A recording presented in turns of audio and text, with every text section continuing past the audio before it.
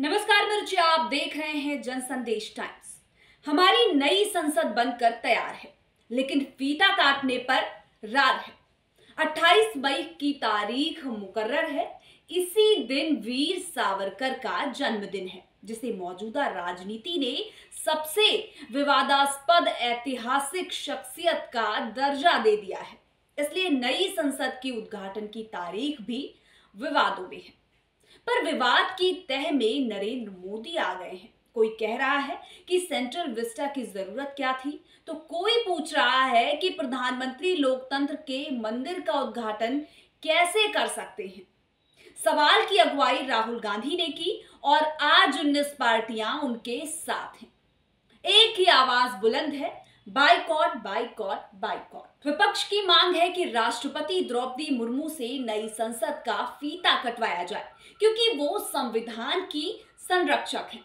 उधर मंत्री हरदीप पुरी का कहना है कि इंदिरा गांधी ने संसद की एनेक्सी और राजीव गांधी ने लाइब्रेरी का उद्घाटन किया था, तो बवाल नहीं मचा। इस पर कांग्रेस का कहना है कि पुरी साहब ब्यूरोक्रेट हैं, जानकारी नहीं है। ऑफिस के उद्घाटन और संसद के उद्घाटन में फर्क उन्हें नहीं पता है।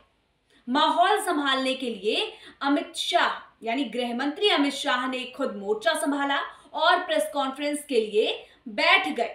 उन्होंने सेंगोल का दहला फेंक दिया है कि कैसे 14 अगस्त 1947 की आधी रात ये सेंगोल अंग्रेजों की सत्ता जाने का प्रतीक बना, जिसे नई संसद में रखा जाएगा।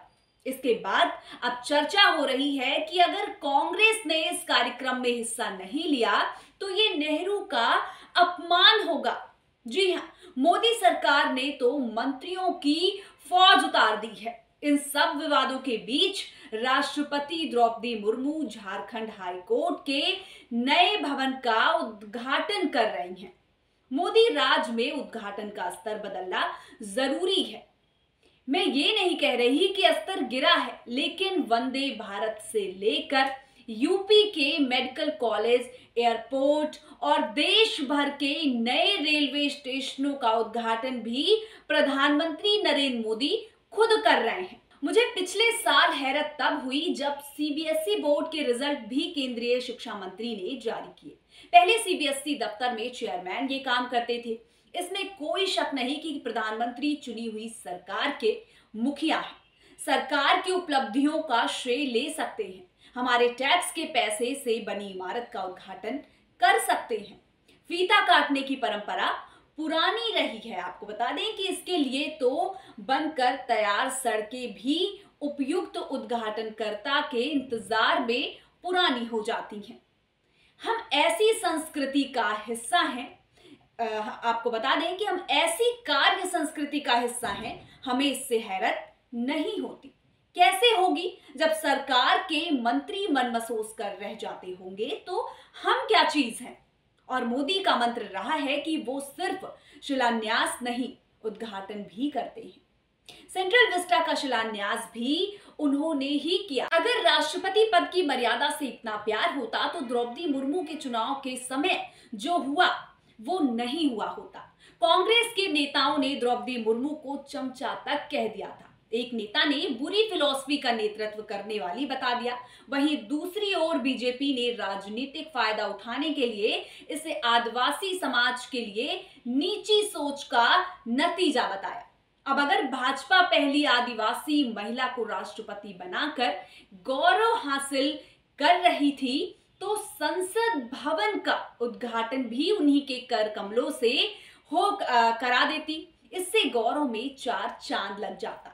जी हां, संविधान इसकी मनाही भी नहीं करता है। तो संविधान कहता क्या है, ये तो लिख कर ले लीजिए कि संविधान में संसद का उद्घाटन कौन करेगा, इसका जिक्र नहीं है। बनाने वाले ने ये सोचा नहीं होगा कि गुलामी की सारी निशानियां तोड़कर मोदी नई संसद भी बना देंगे।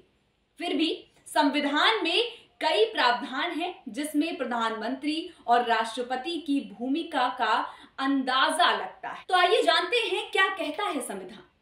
आर्टिकल 79 में देश के लिए एक संसद होगी जिसका हिस्सा राष्ट्रपति और दोनों सदन होंगे, यानी लोकसभा और राज्यसभा। ध्यान रहे कि इस अनुच्छेद में प्रधानमंत्री का उल्लेख नहीं है। अब हम बात करेंगे आर्टिकल 74(1) की, जिसमें प्रधानमंत्री की अगुवाई में मंत्रिपरिषद का गठन होगा। राष्ट्रपति मंत्रिपरिषद की सलाह और सहयोग के मुताबिक अपने कार्यों का निपटारा करेंगे। ये हम आपको संविधान की वो बातें बता रहे हैं जिसका जिक्र किया जा सकता है। अब बात करेंगे आर्टिकल 87 की। संसद के नए सत्र की शुरुआत राष्ट्रपति के अभिभाषण से होगी, जिसमें सत्र आहूत करने का एजेंडा को बताया जाएगा। अब आगे हम जानेंगे कि मोदी के खिलाफ वो 4 तर्क कौन से हैं। विपक्ष का पहला तर्क है कि संसद की परिभाषा में कहीं भी प्रधानमंत्री का जिक्र नहीं है, इसलिए प्रधानमंत्री को उद्घाटन नहीं करना चाहिए। ये वो तर्क हम आपको बता रहे हैं जो विपक्ष रख रहा है। वहीं दूसरे तर्क की बात करें तो प्रधानमंत्री सिर्फ लोकसभा के नेता हैं और संसद दोनों सदनों को मिलाकर बनती है, इसलिए राष्ट्रपति को ही उद्घाटन करना चाहिए। मेन मुद्दा अगर हम देखा जाए तो हम आपको बता दें कि मेन मुद्दा है संसद के उद्घाटन का। फिलहाल तीसरे तर्क की बात करें तो राज्यसभा कभी भंग नहीं होती, इसे काउंसिल ऑफ स्टेट भी कहा जाता है। इसके अध्यक्ष उपराष्ट्रपति होते हैं, इसलिए राष्ट्रपति के बाद उद्घाटन का नैतिक दायित्व उपराष्ट्रपति का होता है। ये तीसरा तर्क हमने आपको बताया जो विपक्ष रख रहा है। इसी तरह विपक्ष ने चौथा तर्क भी सामने रखा है। फिलहाल अगर घूम फिर के देखा जाए तो मेन मुद्दा है नई संसद के उद्घाटन का। विपक्ष का मानना है कि ये उद्घाटन जो है वो राष्ट्रपति को करना चाहिए, लेकिन सत्ताधारी पार्टी है यानी कि प्रधानमंत्री संसद का उद्घाटन कर रहे हैं, जिसको लेकर ये पूरी चर्चाएं चल रही है। फिलहाल हम आपको बता दें कि रविवार को नई संसद का उद्घाटन हो रहा है और इस दौरान तमाम जो पार्टियां हैं, कांग्रेस को छोड़कर 19 और पार्टियां भी हैं जो उसके खिलाफ हैं।